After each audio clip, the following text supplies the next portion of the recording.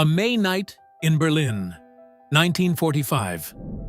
The city is silent for the first time in weeks. At Pariser Platz, beside the Brandenburg Gate, a hotel is burning. No one puts it out.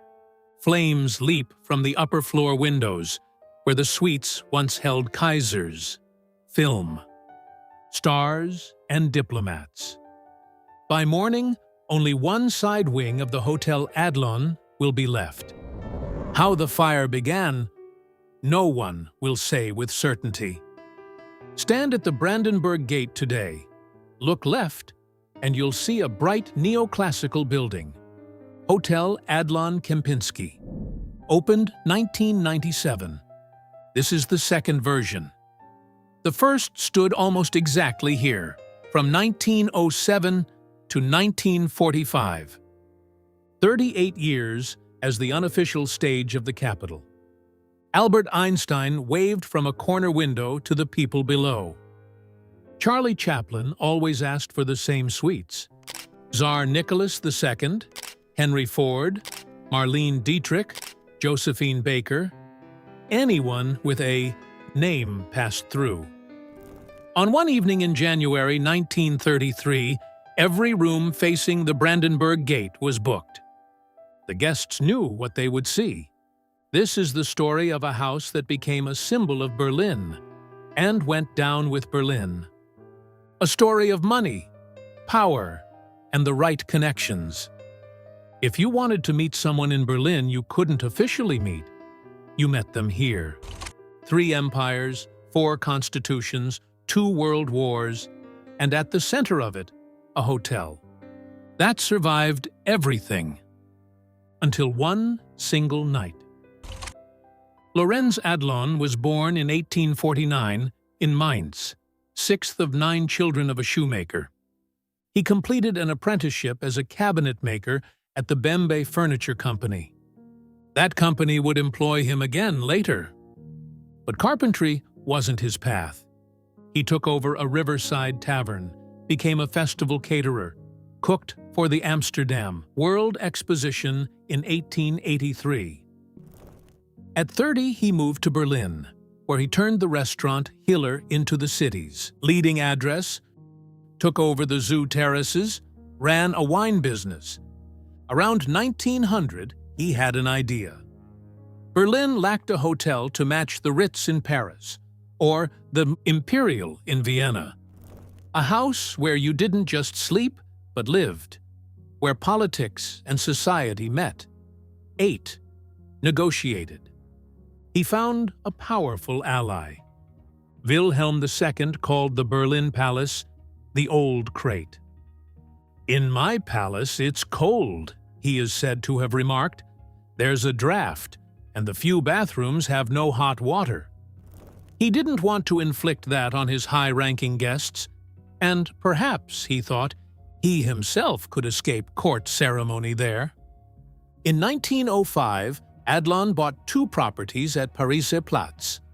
On the site stood the Palais Moderne, a neoclassical reworking by Carl Friedrich Schinkel.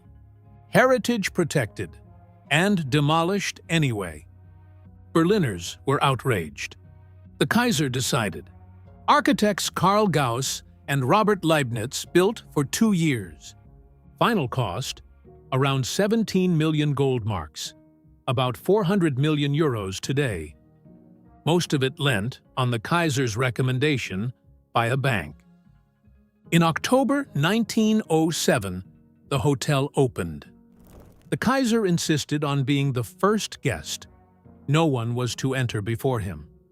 He later paid an annual retainer, about 75,000 euros today, for rooms at his disposal.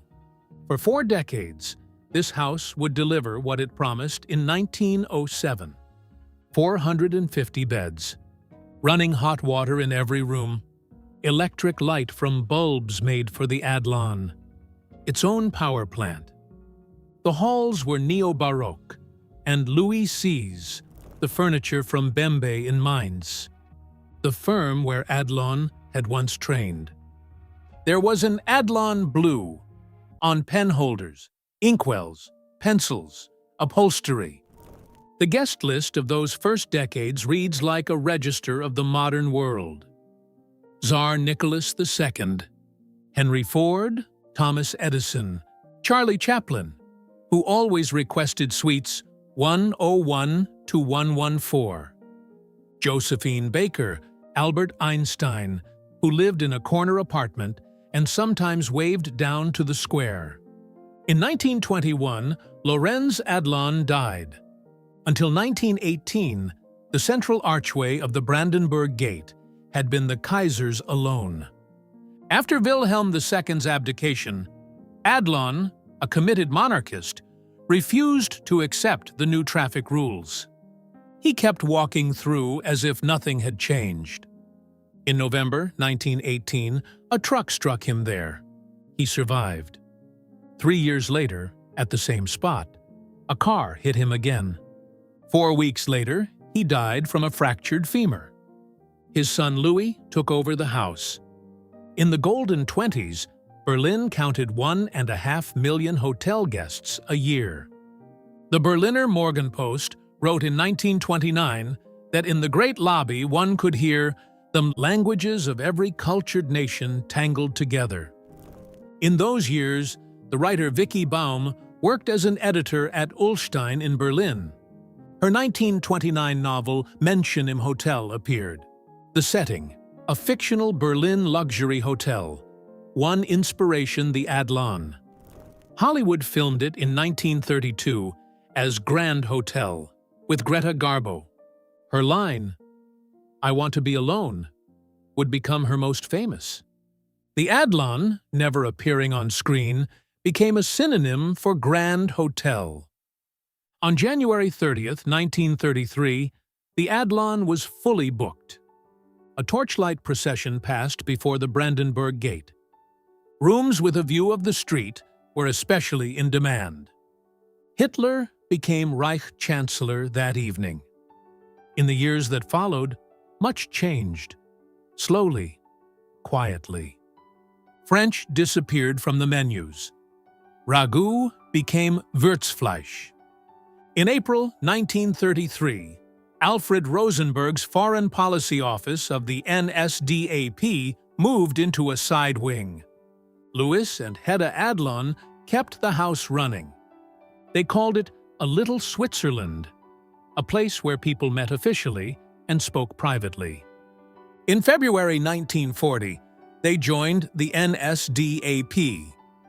The circumstances are still disputed. Their great-grandson Felix Adlon says they were close friends with Paul von Haase, a conspirator of July 20th. In 1936, the Adlon was the official hotel of the Olympic Games. In 1943, after the bombing of the Hotel Kaiserhof, the Nazi elite shifted here. The house survived the war with a single incendiary bomb in the laundry, quickly extinguished. In April 1945, the Wehrmacht set up a field hospital on the ground floor. On April 25, 1945, as the Red Army encircled Berlin, Soviet soldiers took Louis Adlon from his house in Neufahrland. What happened next is unclear. The Falcon Sea State Archive records that he was found on a street there on May 7th. The death certificate gave the cause as heart failure. 3 days earlier, on the night of May 3rd, the Adlon had burned. The story of the fire was never settled. The version that has held, 6 Soviet soldiers broke into the wine cellar. One threw a glowing cigarette into the wood wool around the bottles. No one put it out. By morning, everything was lost, except the rear service wing. Already in June 1945, 1 month after the surrender, the staff reopened the restaurant. Soviet soldiers brought over gilded Rococo chairs from the Reich Chancellery. In August, 16 rooms were rented out. Hedda Adlon kept the house going. On December 2nd, 1949, the property was expropriated without compensation on grounds of alleged Nazi collaboration. The hotel became a state-owned enterprise. In the 70s, an apprentice dormitory. In 1984, the SED Politburo ordered the demolition of the last remaining wing. Hotel Adlon had already, in 1957, given Kempinski the right of first refusal. Should it ever again become possible? It took 30 years. In 1989, the wall fell. 4 years later, reconstruction began. Paczka, Klotz, and partner kept largely to the original and added 2 stories. Cost around 245 million euros. On August 23, 1997, 52 years after the Adlon had burned, President Roman Herzog opened the new Hotel Adlon. What remains of the old Adlon can be listed. A few penholders in Adlon blue. Hedda Adlon's memoirs, filmed in 1955. A handful of photographs in which Einstein laughs and Chaplin nods to the doorman. The building itself is gone. The Adlon at Pariser Platz today is younger than the Federal Republic. Same name, same address, almost the same facade, but not the same house. Perhaps that is the Berlin story. Houses can be rebuilt. The Brandenburg Gate still stands. But the night when a cigarette fell into the wine cellar, no one can take that back.